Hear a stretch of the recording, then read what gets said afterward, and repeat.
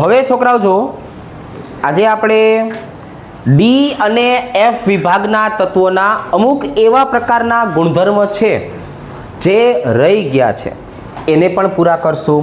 Ready? તો હવે આપણે એક સરસ મજાનું છોકરાઓ કામ જે છે એ કયું કરવું છે તો કે હવે આપણે છોકરાઓ આની વાત કરીએ તો આજે પહેલો ગુણધર્મ સમજાવશું મિશ્ર ધાતુ બનવાની ક્ષમતા. સંક્રાંતિ ધાતુ તત્વ સરસ મજાના એવા મિશ્ર ધાતુ બનાવી શકે છે. એટલે આપણે લખશું મિશ્ર ધાતુ બનવાની ક્ષમતા. હવે કઈ રીતે મિશ્ર ધાતુ બને છે છોકરાઓ જોવો જોઈએ તો કે આપણી પાસે એક સરસ મજાનું વેલ નોવન એવું ઉદાહરણ છે. કયું ઉદાહરણ છે છોકરાઓ તો કે ભાઈ આપણી પાસે છે 22 કેરેટ ઓરમ. ઓરમનો મતલબ થશે ગોલ્ડ. ગોલ્ડના ઘરેણા. બરોબર છે, દાગીના નહીં બોલીએ, ઘરેણા શબ્દ સારો છે. ચાલો આવી રીતે 22 કેરેટ. બરોબર ને ભાઈબંધ? કારણ શું છે? કેમ કે 24 કેરેટની હું વાત કરું તો એનો મતલબ આવો થાય ને ભાઈબંધ. સાંભળો, આપણે જો 24 કેરેટની વાત કરીએ, 24 કેરેટનો મતલબ થાય છે શુદ્ધ સોનું. પણ શુદ્ધ સોનું જે છે એ કેવું હોય છોકરાઓ? નરમ હોય, જેના કારણે એને ઘસારો લાગી શકે. તમે શુદ્ધ સોનાના ઘરેણા પહેરો તો એમે ધીમે ધીમે ઘસારો લાગવાની શક્યતા છે. ઘસારો ન લાગે એટલા માટે આપણે શું કરીએ છીએ તો કે એટલા માટે આપણે 22 કેરેટ જે છે એ એયુ રાખીએ છીએ અને વત્તા 2 કેરેટ જે છે એ એની અંદર સીયુ ઉમેરીએ છીએ. ખ્યાલ આવી ગયો? તો 1 કેરેટનો મતલબ થશે છોકરાઓ 200 મિલીગ્રામ. 2 કેરેટ એટલે કેટલું થશે? 400 મિલીગ્રામ આની અંદર કોપર ઉમેરવામાં આવશે. રેડી? ચાલો આવી રીતે. હવે શું કામ કોપર જ ઉમેરવામાં આવ્યું? આપણી પાસે ઘણી બધી ધાતુ હતી. લોખંડ તો આપણે જોઈએ એટલું મળે છે, તો લોખંડ શું કામ ન નાખ્યું? કોપર શું કામ નાખવામાં આવે છે? તો આ બધું જે સમજાવતા હતા ને એ બે ભાઈબંધ હતા. એક ભાઈબંધ હતો છોકરાઓ હ્યુમ અને બીજો કોણ હતો? રોથરી. તો હ્યુમ અને રોથરીના નિયમને આધારે મિશ્ર ધાતુ બનાવી શકાય છે. કોના નિયમ પ્રમાણે? હ્યુમ અને રોથરીના નિયમ પ્રમાણે. ચાલો કઈ રીતે સમજીએ. પહેલો નિયમ બોલો છોકરાઓ, હ્યુમ અને રોથરીનો પહેલો નિયમ. મિશ્ર થતી, ચાલો પહેલો નિયમ શું છે છોકરાઓ? મિશ્ર થતી ધાતુના કદનો તફાવત કેટલો હોવો જોઈએ છોકરાઓ? તમે કોઈ પણ ધાતુને મિશ્ર કરો તો મિશ્ર થતી જે ધાતુઓ છે એમના કદનો તફાવત 15%થી ઓછો હોવો જોઈએ. કેવો હોવો જોઈએ છોકરાઓ? ઓછો હોવો જોઈએ. બીજો નિયમ, મિશ્ર થતી ધાતુની સ્ફટિક ગોઠવણી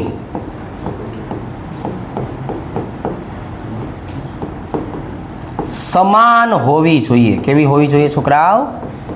સમાન હોવી જોઈએ. પેલા એક સરસ મજાનું ચેપ્ટર આવતું હતું ઘન અવસ્થા.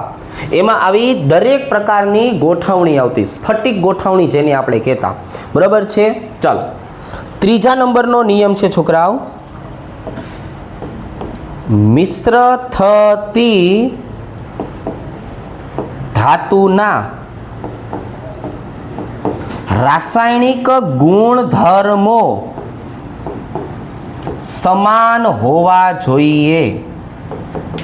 ચાલો આ 3 પ્રકારના નિયમ હ્યુમ અને રોથરી નામના વૈજ્ઞાનિકે આપણને સમજાવ્યા હતા. હવે જો આપણે આ 3 નિયમની વાત કરીએ તો પહેલા સાંભળો, અહીંયા આપણને કહેવામાં આવ્યું છે 15% કરતાં ઓછો તફાવત. ઓરમ અને કોપરને મિશ્ર કરવામાં આવે, આ બેનો કદનો તફાવત 14.5% છે. આમનો કદ તફાવત કેટલો છે છોકરાઓ? તો કે ઓરમ અને કોપરની વાત કરીએ તો એનો કદનો તફાવત કેટલો છે છોકરાઓ? તો કે ભાઈ આમનો કદનો તફાવત જે છે એ 14.5% છે. ચાલો પછીની જો આપણે વાત કરીએ સ્ફટિક ગોઠવણી સમાન ઓરમ અને કોપર બંને CCP પ્રકારની સ્ફટિક રચના ધરાવે છે. આ બેની સ્ફટિક રચના કેવી છે છોકરાઓ? સાંભળો જોઈ, CCP આનો મતલબ થાય ક્યુબિક ક્લોઝ પેક. એટલે બધા જ ઘટકો એકબીજા સાથે નિયમિત ગોઠવણીમાં જે છે એ જોડાયેલા હોય છે. ત્રીજા નંબરની છોકરાઓ આપણે વાત કરીએ. ત્રીજા નંબરે શું આપ્યું છે? રાસાયણિક ગુણધર્મ સમાન. રાસાયણિક ગુણધર્મ સમાન ક્યારે હોય? કોઈ પણ ઘટકોના રાસાયણિક ગુણધર્મ ક્યારે સમાન હોય? બોલો ભાઈબંધ, આમના રાસાયણિક ગુણધર્મ ક્યારે સમાન હોય?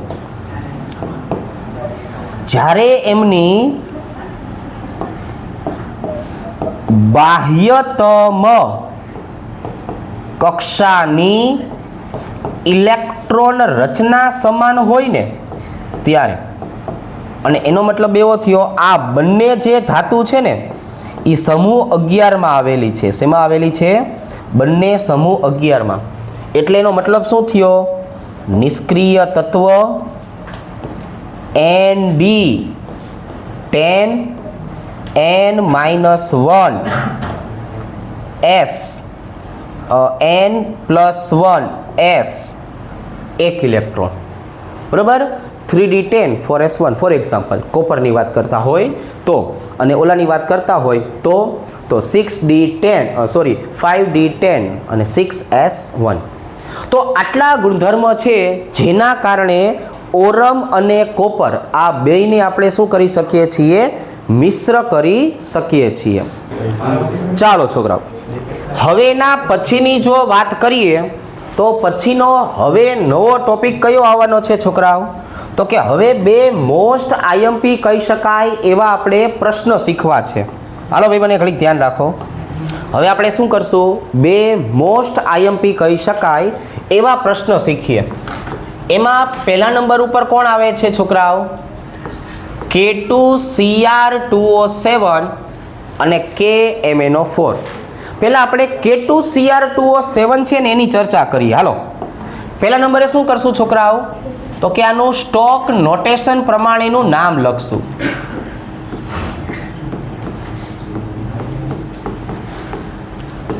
અગિયારમા ધોરણમાં રેડોક્સ પ્રક્રિયામાં આપણે આ બધી વસ્તુ શીખવાડી હતી કે સ્ટોક નોટેશન નામ કઈ રીતે લખી શકાય. બોલો ને જરાક, શું નામ થશે આનું? Stock notation. જો આને બોલવામાં આવે છે પોટેશિયમ, આટલાને બોલવામાં આવે છે ડાયક્રોમેટ, અને એનો ઓક્સિડેશન આ કેટલો થશે છોકરાઓ? 6. રેડી? ચાલો આવી રીતે. હવે તો કે હવે છોકરાઓ વાત કરવાની છે બનાવટની. દરેક મુદ્દાઓ જે છે એને આપણે હળવે હળવે સમજીએ. પહેલા બનાવટ જે છે એના પ્રથમ તબક્કાની વાત કરીએ. આ બનાવટનો પ્રથમ તબક્કો છે તો આને કઈ રીતે આપણે યાદ રાખી શકાય?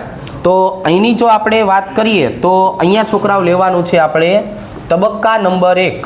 ચાલો ભાઈ, તબક્કા નંબર 1. આમાં મોટા મોટા સમીકરણ આવશે. એ મોટા મોટા સમીકરણને આપણે ભાઈબંધ યાદ કઈ રીતે રાખવાના થશે? 487 gives 828. આપણે આ સૂત્ર જે છે એને આ ફોર્મ્યુલાથી યાદ રાખશું. એના વગર કાંઈ ભેગું થવાનું નથી. એટલે આપણે 487 828 પ્રમાણે જે છે એ જીવનમાં આગળ વધશું. કઈ રીતે સમજીએ? તો અહીંયા શું કરશું છોકરાઓ? તો કે જો અહીંયા આપણે આમ દર્શાવશું. ક્રોમાઇટ ખનિજની પ્રક્રિયા સૌપ્રથમ સોડિયમ કાર્બોનેટ અને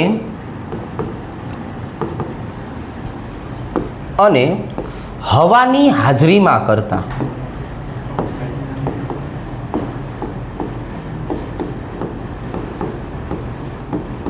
ચાલો જો આવી રીતે આપણે ક્રોમાઇટ ખનિજની જો વાત કરીએ તો ક્રોમાઇટ ખનિજની પ્રક્રિયા સૌપ્રથમ આપણે શેમાં કરવી છે છોકરાઓ?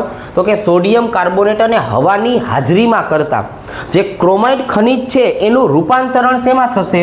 તો કે ભાઈ એનું રૂપાંતરણ જે છે એ સોડિયમ ક્રોમેટમાં થાય છે. શેમાં થાય છે છોકરાઓ? સોડિયમ ક્રોમેટમાં એનું રૂપાંતર થઈ જાય છે. પછી સાથે સાથે આપણને અલગ અલગ નિપજો મળશે. પ્રક્રિયા જે છે એ જો આવી રીતે લખશું આપણે. ક્રોમાઇટ ખનિજની જો વાત કરીએ FeCr2O4 વત્તા આપણે શું લેવાનું છે? સોડિયમ કાર્બોનેટ Na2CO3 વત્તા કોની હાજરીમાં? હવાની હાજરીમાં. ચાલો O2.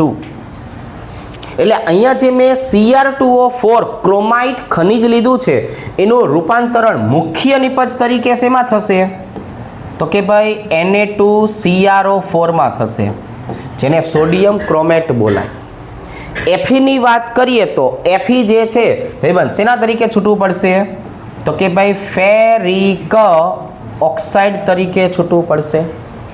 અને વધુ ઘટું કાર્બોનેટ છે આપણે શીખડાયું છે કોઈ પણ કાર્બોનેટ ઘટકનું વિઘટન કરો હંમેશા CO2 વાયુના ઉભરા આવે. હંમેશા શું આવે? CO2 વાયુના ઉભરા આવે જ. હવે મારે આ પ્રક્રિયાનું સંતુલન કરવાનું છે તો કઈ રીતે કરશું? જો લખાયું છે આપણે શું કરવાનું છે ભાઈ બોલો જોઈ? 487 828 જો આવી રીતે. આ એકદમ સિમ્પલ વે થયો. હવે તો કે હવે રંગ પરિવર્તન કરવાની વાત છે. જો આપણે તબક્કા નંબર 2 ની વાત કરશું. તબક્કા 2 માં શું કરશું? તો કે અહીંયા આપણને સોડિયમ ક્રોમેટ તો મળી ગયું. હવે આપણે ડાયક્રોમેટમાં રૂપાંતર કરશું. તો શું લખશું છોકરાઓ? સોડિયમ ક્રોમેટ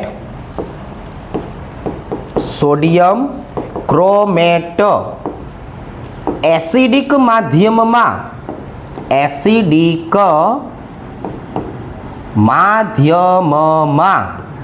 શેમાં રૂપાંતર પામશે?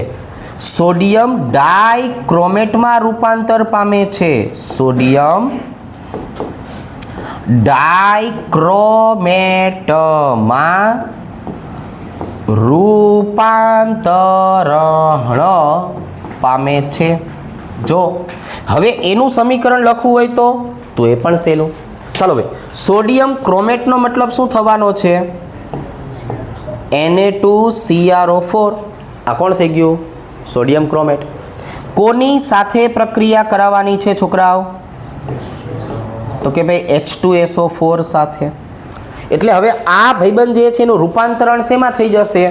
તો કે ભાઈ આનું રૂપાંતરણ થઈ જશે Na2Cr2O7 વત્તા તો કે વત્તા આ જે સલ્ફેટ ઘટક કર્યો ને સલ્ફેટ એ સોડિયમ સલ્ફેટ તરીકે છૂટવો પડશે Na2SO4 અને બાકીનું આપણને ખબર જ છે વૈધું ઘેટું શેના તરીકે છૂટવું પડશે?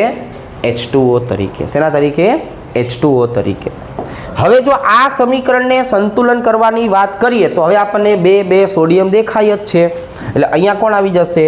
2Na2SO4 SO4 આપણને એક દેખાય છે. વૈધો ઘેટો H2O આપણને અહીંયા દેખાય છે. હવે આ પ્રક્રિયા મારે આયનીય સ્વરૂપે લખવી હોય તો આમ નથી લખવું, આયન સ્વરૂપે લખવું છે. તો જો આવી રીતે 2CrO4 -2 વત્તા એસિડિક માધ્યમ છે એટલે આપણે કોને લેવું પડશે? 2H+. હું અહીંયા પ્રેક્ષક આયનને દૂર રાખું છું. શું કરું છું ભાઈબંધ? પ્રેક્ષક આયનને દૂર રાખી છે. પ્રેક્ષક આયનને આપણે ભેગા નથી કરતા. ચલો તો અહીંયા શું બનશે? Cr2O7 -2. રેડી? આખે આખો પ્રેક્ષક આયન કહેવાય. જોઈ નીકળી જ જશે એટલે સીધું શું બની જશે? H2O. અહીંયા મને મળી ગયું Na2Cr2O7 પણ મને જે મળ્યું એને સોડિયમ ડાયક્રોમેટ કહેવાય. શું કહેવાય છોકરાઓ? Sodium dichromate. આપણે શું બનાવવા નીકળ્યા છીએ જોવો જોઈ? તો કે ભાઈ આપણે તો પોટેશિયમ ડાયક્રોમેટની જરૂર છે. જો આપણે શેની જરૂર છે છોકરાઓ? પોટેશિયમ ડાયક્રોમેટની. એટલે હજુ ત્રીજા તબક્કાની પણ જરૂર પડશે. એટલે હવે આવશે છોકરાઓ તબક્કા નંબર 3, વિસ્થાપન તબક્કો જેને કહેશું. શું કહેશું? વિસ્થાપન. શું થશે વિસ્થાપન પ્રક્રિયામાં? તો કે સોડિયમ ડાઇક્રોમેટ, સાંભળજો, સોડિયમ ડાઇક્રોમેટ એ કોની સાથેની પ્રક્રિયા? Potassium chloride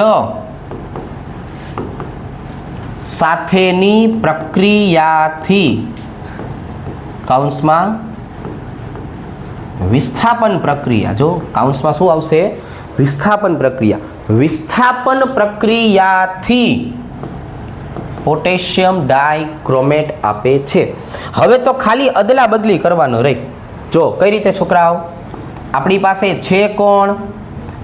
Na2Cr2O7. એમાં શું ઉમેરશું આપણે? KCl. એટલે તો કે આ સોડિયમ નીકળી જશે ને પોટેશિયમ આવી જશે. જો શું બની ગયું?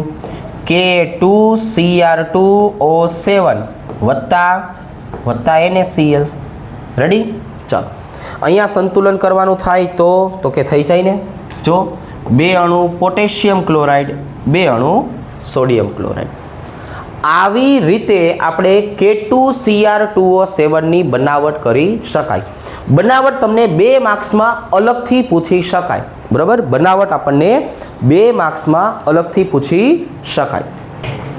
ચાલો હવે આ જુઓ છોકરાઓ, આ એના બનાવટની વાત કરી આપણે. હવે આપણે વાત કરવી છે પેલા ભૌતિક ગુણધર્મો. ચલો ભાઈ, પેલા આપણે શેની વાત કરવાની છે? તો કે ભાઈ પેલા વાત કરવાની છે આના ભૌતિક ગુણધર્મો.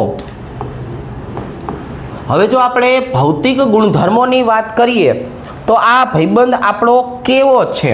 તો કે પેલું K2Cr2O7 એ નારંગી રંગનો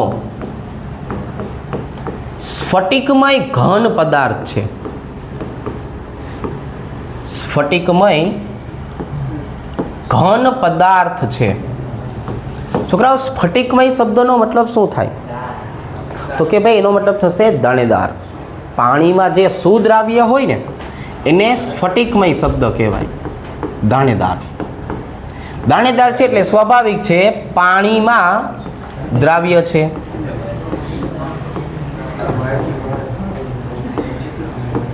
બીજા નંબરની વાત કરીએ તો કે ભાઈ pH સંવેદનશીલ છે, સંવેદિત છે. pH સંવેદિતનો મતલબ શું થાય? તમે pHના મૂલ્યમાં ફેરફાર કરો તરત જ એ રંગ પરિવર્તન આપી દેશે. કઈ રીતે રંગ પરિવર્તન આવશે? ચાલો સમજાવું. આપણી પાસે છોકરાઓ આ એક ભાઈબંધ છે. કોણ છે આ ભાઈબંધ આપણો? CrO4-2. એનું આપણે રૂપાંતરણ શેમાં કરવું છે? Cr2O7-2માં. જો આનું રૂપાંતરણ થાય છે, બીજાનું નથી થતું, તો આનું રૂપાંતરણ થવા પાછળનું કારણ શું? તો કે ક્રોમિયમમાં ઓક્સિડેશન અવસ્થા કેટલી ખબર છે? +6. અહીંયા પણ એક ક્રોમિયમની ઓક્સિડેશન અવસ્થા કેટલી? +6. આનું નામ શું છે? આનું નામ છે ક્રોમેટ આયન. સાંભળજો છોકરાઓ, આનું નામ શું છે? ક્રોમેટ આયન. આનું નામ શું છે? ડાઇક્રોમેટ આયન. આ કેવો છે છોકરાઓ? પીળો રંગ ધરાવે છે. આ કેવો છે છોકરાઓ? નારંગી રંગ જે છે એ નારંગી રંગ ધરાવે છે. હવે જો હું ક્રોમેટની વાત કરું તો ક્રોમેટનું રૂપાંતરણ ડાઇક્રોમેટમાં, અને ડાઇક્રોમેટની વાત કરીએ તો ડાઇક્રોમેટનું રૂપાંતરણ શેમાં થશે? પાછું ક્રોમેટમાં. આવું બધું સાનું મુનું ક્યારે થઈ જશે? તો કે ભાઈ જ્યારે તમે આમાં એસિડ ઉમેરશો, જ્યારે તમે આની pHનું મૂલ્ય 7 કરતાં ઘટાડી દેશો, તમે આમાં OH ઉમેરશો, અથવા એની પીએચનું મૂલ્ય 7 કરતાં વધારી દેશો. આવો કાર્યક્રમ કરશો તો આવું થશે. રેડી? તો આ બધા જે છે એના ભૌતિક ગુણધર્મ થયા છોકરાઓ. આ બધા કયા થયા? એના ભૌતિક ગુણધર્મો. હવે આપણે એના બંધારણની વાત કરશું. જો આપણે આના બંધારણની વાત કરીએ તો આ બંધારણ જો કોનું આપ્યું છે? તો કે CrO4 -2. અહીંયા જો આ બંધારણ કોનું આપ્યું છે? Cr2O7 -2. હવે આ બે ઉદાહરણની જો આપણે વાત કરીએ ને છોકરાઓ તો જો આવી રીતે દર્શાવાય. આ CrO4 -2 નો મતલબ શું થવાનો છે? તો કે જો ભાઈ એનો મતલબ આવો થશે -2 એટલે Cr, બે ઓક્સિજન સિંગલ બંધથી જોડાશે. જો -2 છે ને એટલે, અને બે ઓક્સિજન કેવા જોડાશે? ડબલ બંધથી. અણુનો આકાર જોઈને ખબર પડી જાય છે. શું છે આ ભાઈબંધ? શું ખબર પડી જાય છે? આ કોણ છે? સમચતુષ્ફલકીય. શું ખબર પડી જાય છે? સમચતુષ્ફલકીય. આની જો આપણે વાત કરીએ છોકરાઓ તો આનું બંધારણ પણ જો -2 છે એનો મતલબ બે ઓક્સિજન કેવા હશે? સિંગલ બંધથી જોડાયેલા હશે. શેનાથી? સિંગલ બંધથી જોડાયેલા. જો આવી રીતે Cr ઓક્સિજન Cr એક બેને જોડી રાખવા માટે બ્રિજ બનશે. શું બનશે છોકરાઓ? બ્રિજ. એક ઓક્સિજન સિંગલ બંધથી, એક ઓક્સિજન સિંગલ બંધથી.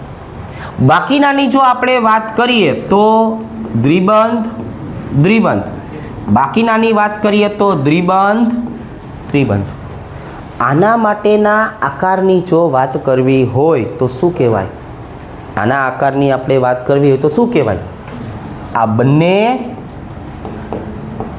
સ્વતંત્ર રીતે સમચતુષ્ફલકીય છે. આ બંને સ્વતંત્ર રીતે કેવા છે? સમચતુષ્ફલકીય છે. આ એના ભૌતિક ગુણધર્મ થયા. કેવા થયા? ચાલો ભાઈ, હવે આપણે એના પછીની જો વાત કરીએ તો આના રાસાયણિક ગુણધર્મ પણ એટલા જ અગત્યના છે. રાસાયણિક ગુણધર્મ શું સમજાવે છે? જોવો ને જરાક.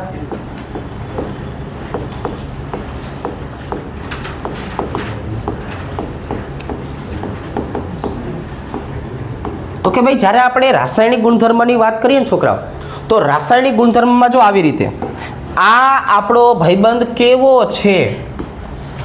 તો કે ભાઈ પ્રબળ ઓક્સિડેશન કરતા છે. હવે આપણે 11મા ધોરણમાં રેડોક્સ પ્રક્રિયા વખતે શીખવાડ્યું હતું કે ભાઈ ઓક્સિડેશન કરતાનો મતલબ શું થાય? બોલો, ઓક્સિડેશન કરતાનો મતલબ. બોલ લાલા, તું બોલ નહીં. ગામનું ઓક્સિડેશન કરે, કઈ વાંધો નહીં, પોતાનું રિડક્શન થાય. હવે જો એ પોતાનું રિડક્શન કરતો હોય ને છોકરાઓ તો એને દર્શાવવામાં આવે છે રિડક્શન અર્ધ પ્રક્રિયા વડે. રિડક્શન અર્ધ પ્રક્રિયા કે ભાઈ પોતે કઈ પ્રક્રિયા આપશે? તો કે પોતે તો રિડક્શન પ્રક્રિયા આપશે. તો એ રિડક્શન અર્ધ પ્રક્રિયા કઈ? ચલો હવે એ સમજાવું. પોતાની રિડક્શન અર્ધ પ્રક્રિયા કઈ? Cr2O7 -2. છોકરાઓ સાંભળજો, Cr2O7 -2 ભાઈબંધ એનું રૂપાંતર થઈ જશે બે અણુ Cr+3 માં. ચાલો ને જરાક ઓક્સિડેશન આંક કયો ને મને ગોતીને. આનો ઓક્સિડેશન આંક કેટલો હોય? જો 7 દૂને 14, 14 માંથી 2 જાય એટલે 12, અને 12 ભાંગા 2 કરો એટલે કેટલા આવે? 6. ટોટલ 12. અહીંયા મને માથે દેખાય જ છે કે આનો ઓક્સિડેશન આ કેટલો છે ભાઈબંધ? 3. ટોટલ 6. તો કેટલા ઇલેક્ટ્રોનની હેરફેર થઈ? તો કે ભાઈ 6 ઇલેક્ટ્રોનની હેરફેર થઈ. કેટલાની? 6 ઇલેક્ટ્રોનની હેરફેર થઈ. હવે હવે શું નક્કી કરશું? તો કે હવે વીજભાર જોશું. જો 2 અને 6 -2 -6 -8 વીજભાર છે. અહીંયા છોકરાઓ તો કે અહીંયા +6 વીજભાર છે. બેયને સરખા કરવા હોય તો એસિડિક માધ્યમમાં પ્રક્રિયા આપે. કયા માધ્યમમાં પ્રક્રિયા આપે? એસિડિક માધ્યમ જે છે એ માધ્યમમાં પ્રક્રિયા આપે. કેટલા H+ ઉમેરવા પડશે? તો કે ભાઈ 14 H+ ઉમેરવા પડે. પછી આપણે સમજાયું તો જેટલા હાઇડ્રોજન હોય એના અડધા શું ઉમેરી દેવાના છે? તો કે ભાઈ એના અડધા પાણીના અણુ ઉમેરી દેવાના છે. શું ઉમેરી દેવાનું છે? એના પાણીના અણુ. રેડી? ચાલો આવી રીતે. હવે આ જુઓ છોકરાઓ, હવે આ કયા કયા ઘટકો માટે ઓક્સિડેશન કરતા તરીકે વર્તે? આને ઓક્સિડેશન કરતા તરીકે વર્તવો હોય તો કઈ કઈ પ્રક્રિયા માટે થાય? I- નું રૂપાંતર I2 માં થાય. NO2- નું રૂપાંતર NO3- માં થાય. જો આવી રીતે છોકરાઓ. એના પછીની આપણે વાત કરીએ SO3- નું રૂપાંતરણ SO4- માં થાય. ધાતુની વાત કરીએ Fe+2 નું રૂપાંતરણ Fe+3 માં થાય. Sn+2 નું રૂપાંતર Sn+4 માં થાય. C2O4- નું રૂપાંતર CO2 માં થાય. જો આવી રીતે. તો આટલા ઘટકો માટે ઓક્સિડેશન કરતા તરીકે વર્તી શકે. અને પછી જે રેડોક્સ પ્રક્રિયાઓ બનતી ને છોકરાઓ, એ રેડોક્સ પ્રક્રિયા આપણે 11મા ધોરણમાં સમજાવતા. હું તમને એક ડેમોન્સ્ટ્રેશન માટે રેડોક્સ પ્રક્રિયા જે છે એ પ્રક્રિયા અહીંયા ફરીથી સમજાવું છું. જો આવી રીતે હાલો. Fe+2 ની પ્રક્રિયા કોની સાથે કરવાની છોકરાઓ? Cr2O7- સાથે. એટલે હવે આપણને ખબર પડી કે Fe નું રૂપાંતરણ શેમાં થાય? Fe+3 માં થાય. શેમાં થાય? Fe+3 માં. અને ક્રોમિયમની વાત કરીએ તો ક્રોમિયમનું રૂપાંતર શેમાં થાય? Cr+3 માં. લખો બધાના ઓક્સિડેશન આ કાલો. અહીંયા ઓક્સિડેશન આ કેટલો આવશે? +2. અહીંયા +12. અહીંયા +3. અહીંયા +6. આવી રીતે. આટલી પ્રક્રિયા કરી એટલે ખબર પડી છોકરાઓ કે Fe+2 માંથી Fe+3 બન્યું એટલે એનું પોતાનું શું થયું? ઓક્સિડેશન. 1 ઇલેક્ટ્રોનનો ફેરફાર. 12 માંથી 6 એટલે શું થયું છોકરાઓ? રિડક્શન. અને 6 ઇલેક્ટ્રોનનો ફેરફાર. સ્વાભાવિક છે. લસા કેટલો આવી જાય ભાઈબંધ? 6.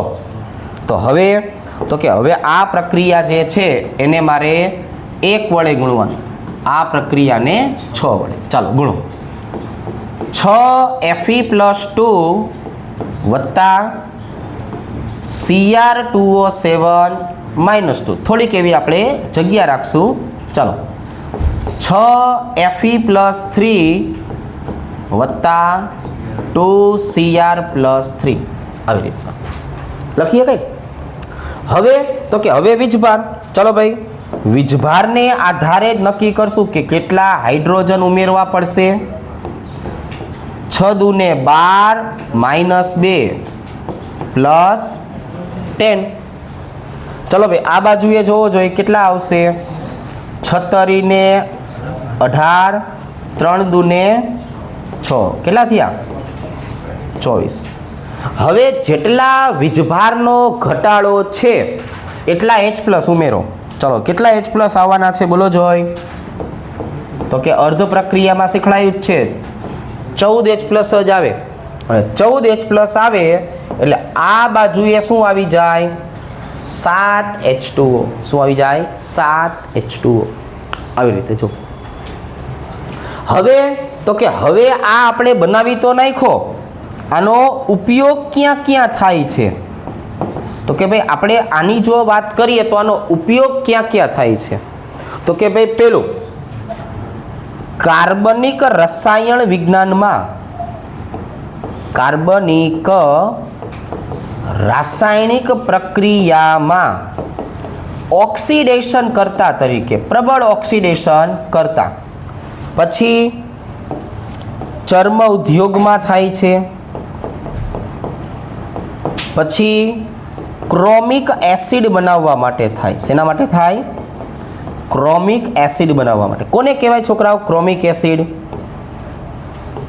K2Cr2O7 વત્તા H2SO4. તમે આને ભેગું કરો ને છોકરાઓ એટલે એમાંથી બનશે H2CrO4.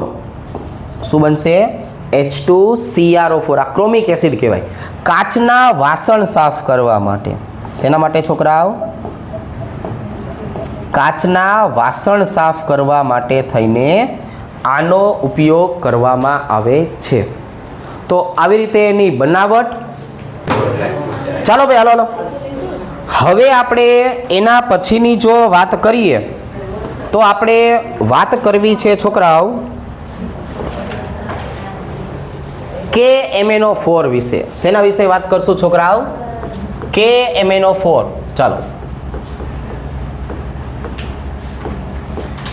હવે જો આપણે KMnO4 શબ્દ વાપરીએ તો એનું સ્ટોક નોટેશન નામ શું થાય? બોલો છોકરાઓ. આના સ્ટોક નોટેશન નામની વાત કરીએ તો આમનું સ્ટોક નોટેશન નામ જે છે એ શું થશે? બોલો ને જરા.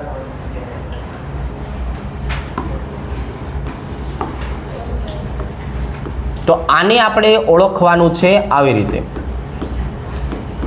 પોટેશિયમ પર મેંગેનેટ 7.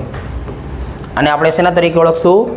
પોટેશિયમ પર મેંગેનેટ 7 તરીકે. હવે આના બનાવટના મુદ્દાઓની ચર્ચા કરીએ. ચાલો,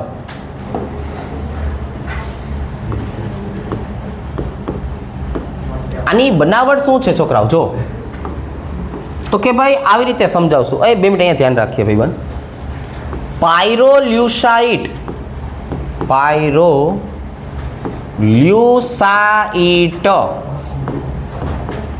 MnO2 ખનિજની પ્રક્રિયા KOH અને ઓક્સિજન સાથે કરતા. આની જો આપણે વાત કરીએ તો આપણે પ્રક્રિયા કઈ રીતે કરવાની છે? પાયરોલ્યુસાઇડ ખનિજ MnO2 ની પ્રક્રિયા આપણે ભાઈબંધ કોની હાજરીમાં કરશું? KOH અને ઓક્સિજન સાથે કરતા ઘેરા લીલા રંગનો પદાર્થ કોણ છે? તો કે ભાઈ પોટેશિયમ મેંગેનેટ બને છે. જો ભાઈબંધ, આપણે પ્રક્રિયા કરશું એટલે પ્રક્રિયા દરમિયાન શું થવાનું છે? તો કે ભાઈ ઘેરા લીલા રંગનો જે છે એ આપણને ઘટક જોવા મળશે.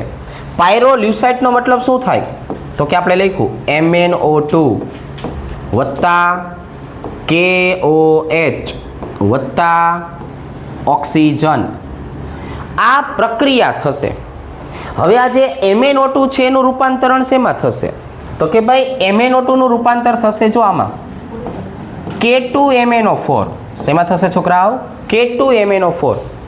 અને બાકીના જે હાઇડ્રોજન છે એ H2O જે છે એ H2O તરીકે છૂટા પડશે. હવે આપણે આને યાદ રાખવું છે ભાઈબંધ. તો આને યાદ રાખવા માટે 2 4 1 gives 2 2.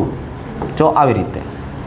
એટલે આને આપણે છોકરાઓ 2 4 1 2 અને 2 વડે દર્શાવશું. રેડી? હવે આની અંદર પણ છોકરાઓ, આની અંદર પણ એસિડનો ઉમેરો કરવામાં આવે તો એનું તરત જ રૂપાંતરણ પર મેંગેનેટ આયનમાં થઈ જશે. એટલે હવે આપણે તબક્કા નંબર 2 ની વાત કરીએ તો શું લખશું? પોટેશિયમ મેંગેનેટ એસિડિક માધ્યમમાં, સાંભળજો, એસિડિક માધ્યમમાં પોટેશિયમ પરમેંગેનેટમાં રૂપાંતર પામે છે, રૂપાંતરણ પામે છે. જો આવી રીતે. તો હવે છોકરાઓ આપણે વાત કોની કરવાની રહી?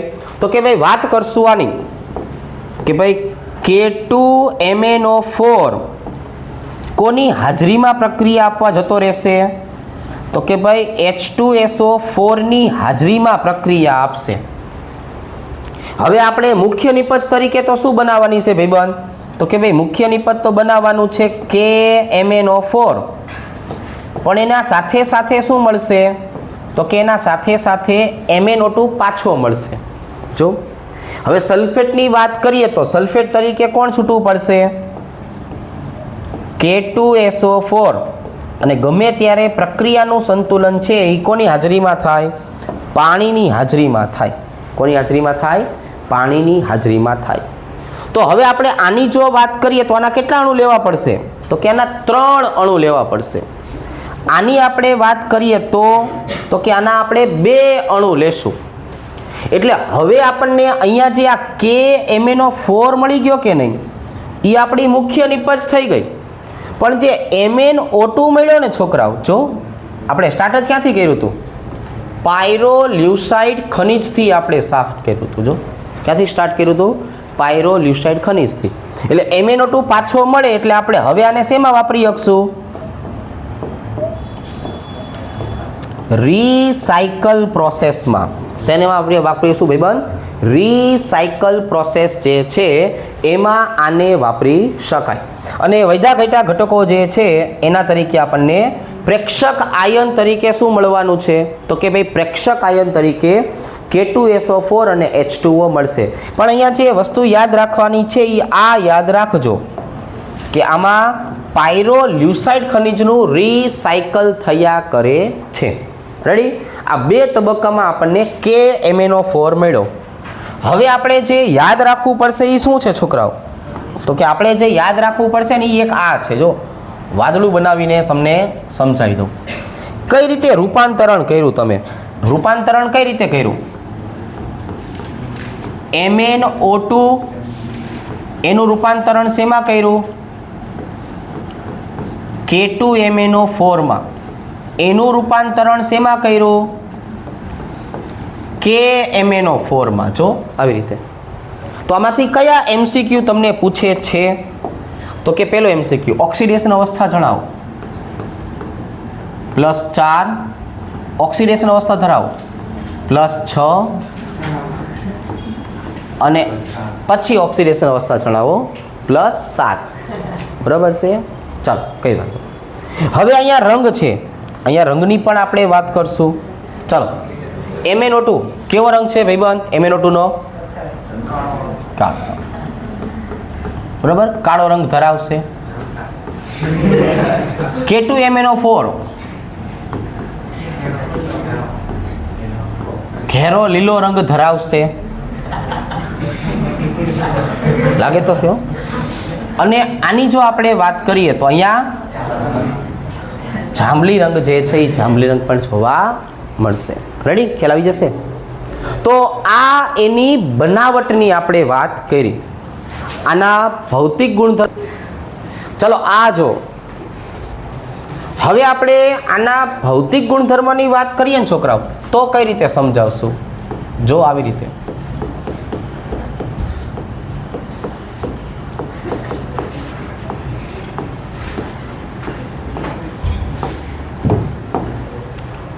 આ આપણો ભાઈબંધ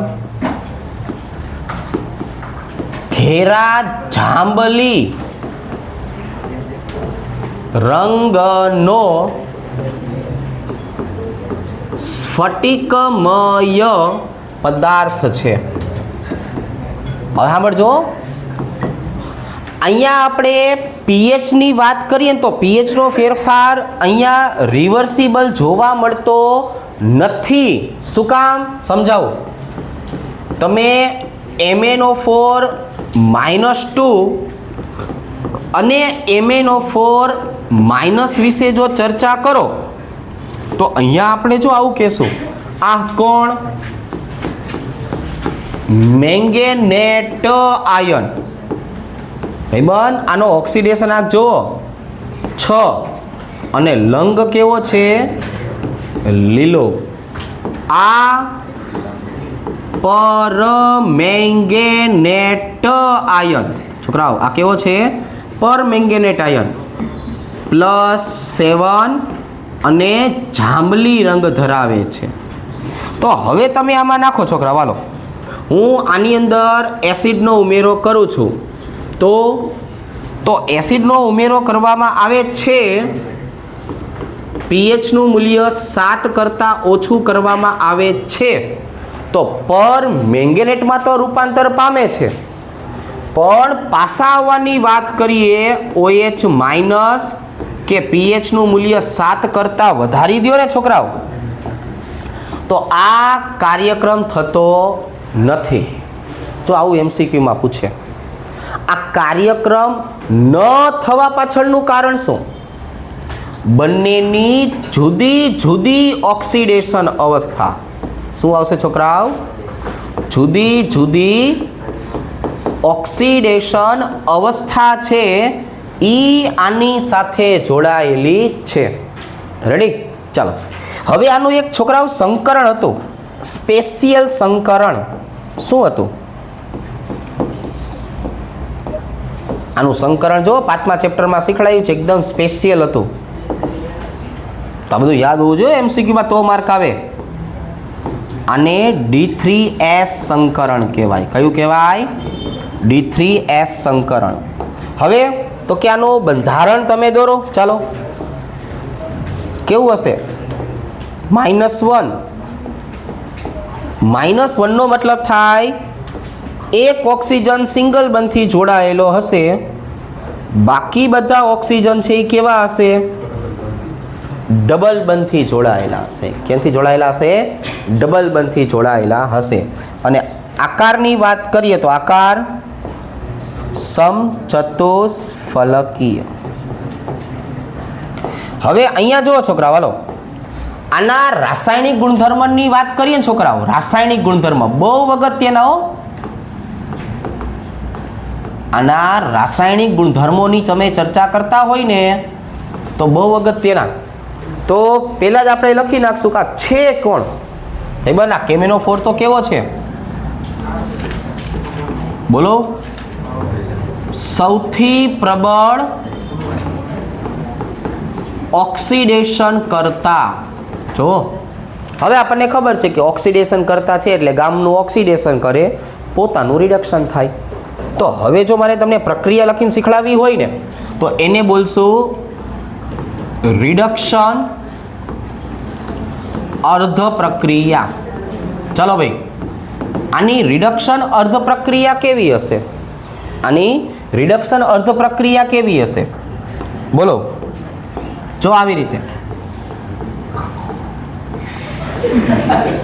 MnO4 -1 એનું રૂપાંતરણ આપણે શેમાં કરવાનું છે? તો કે જો Mn+2 માં. એટલે ઓક્સિડેશન આંકનો ફેરફાર આપણને દેખાય જ છે ને અહીંયા, કે આ હતું કેવું છોકરાઓ? +7. આ બની કેવું ગયું છોકરાઓ? +2. 5 ઇલેક્ટ્રોનનો ફેરફાર થયો. કેટલાનો? 5. જો આવી રીતે 5 ઇલેક્ટ્રોન. વીજભાર જો હાલો, -1 -5 -6 ના બાજુએ +2. કેટલા H+ ઉમેરવા પડશે? બોલો. 8 H+ ના બાજુએ 4 H2. હવે અહીંયા છોકરાઓ એક આના કરતાં પણ અગત્યની માહિતી આપણે સમજવાની છે કે ભાઈ KMnO4 ની આપણે વાત કરીએ ને તો KMnO4 દરેક પ્રકારના માધ્યમ સાથે પ્રક્રિયા આપશે, દરેક પ્રકારના માધ્યમ સાથે. ચાલો કેટલા પેલું ત્યાં લખશું છોકરાઓ આપણે પ્રબળ બેઇઝ માધ્યમ. તમે જ્યારે પ્રબળ બેઇઝ માધ્યમની વાત કરશો ને ત્યારે શું થશે? આનું રૂપાંતરણ જો આ ખાસ MCQમાં પૂછાયું આવું બધું તો કે ત્યારે MnO4 માઇનસનું રૂપાંતરણ MnO4 -2 માં થાય, +7નું રૂપાંતર શેમાં થાય ભાઈબંધ? +6 માં. જો +7નું રૂપાંતરણ શેમાં થાય? +6 માં. એટલે આનો તુલ્ય ભાર કેટલો બનશે? તુલ્ય ભાર તો એને દર્શાવવાની એક રીત છે, MCQમાં આવું પૂછે. આને m/1 કહેવાય. જેટલા ઇલેક્ટ્રોનનો ફેરફાર થાય ને એટલા વડે ભાગવાનું. બીજું જો હું બીજા નંબરની વાત કરું છોકરાઓ તો એ આવશે તટસ્થ અથવા બેઇઝ અથવા આલ્કલી માધ્યમ. બરોબર, આના બે રીતે દર્શાવાય. એટલે તો કે જો એટલે આવી રીતે છોકરાઓ MnO4 -1 છે એટલે એનું રૂપાંતરણ શેમાં થશે?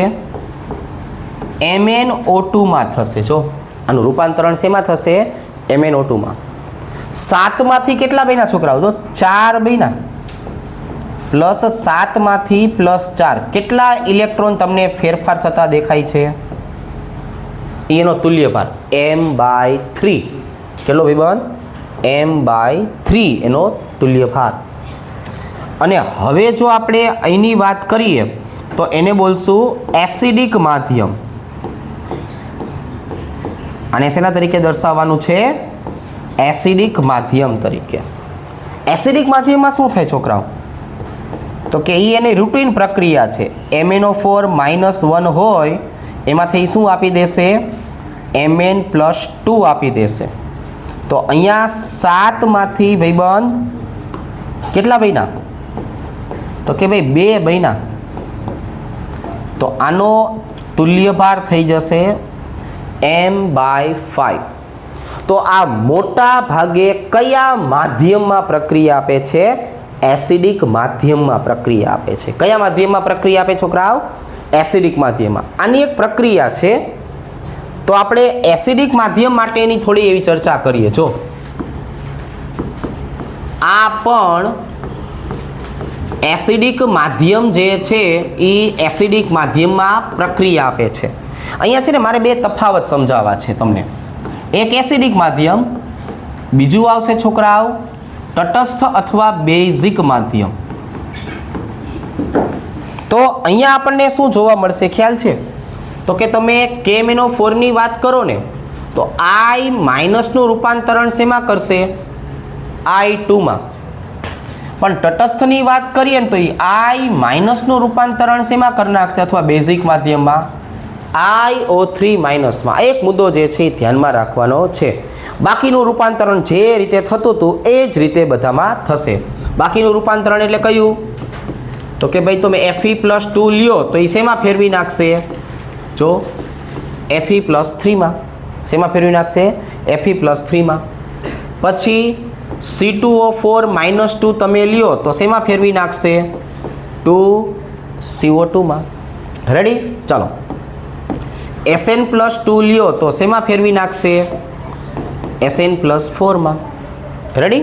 ચાલો એ જ રીતે NO2 -1 લેશો તો શેમાં ફેરવી નાખશે? NO3 માં. બરાબર? આવી રીતે ઘડીક અહીંયા ધ્યાન રાખશું. હવે આ એક પ્રક્રિયા છે એ આપણે સમજાવીએ. ચાલો કઈ? એસિડિક માધ્યમ વાળી.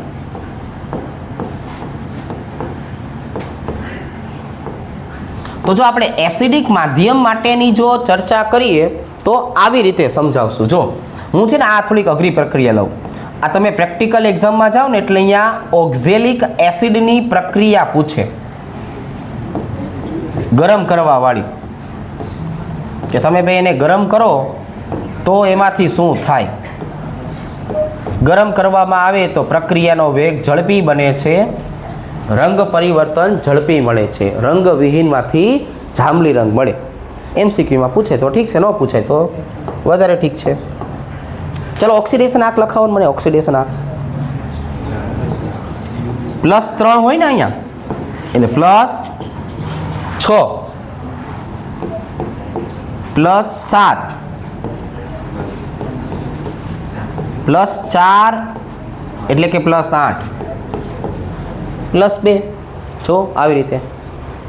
હવે ભાઈ ક્યાંથી ક્યાં ગયું? જો 6 માંથી 8, આને શું કહેવાય? ઓક્સિડેશન 2 નો ફેરફાર.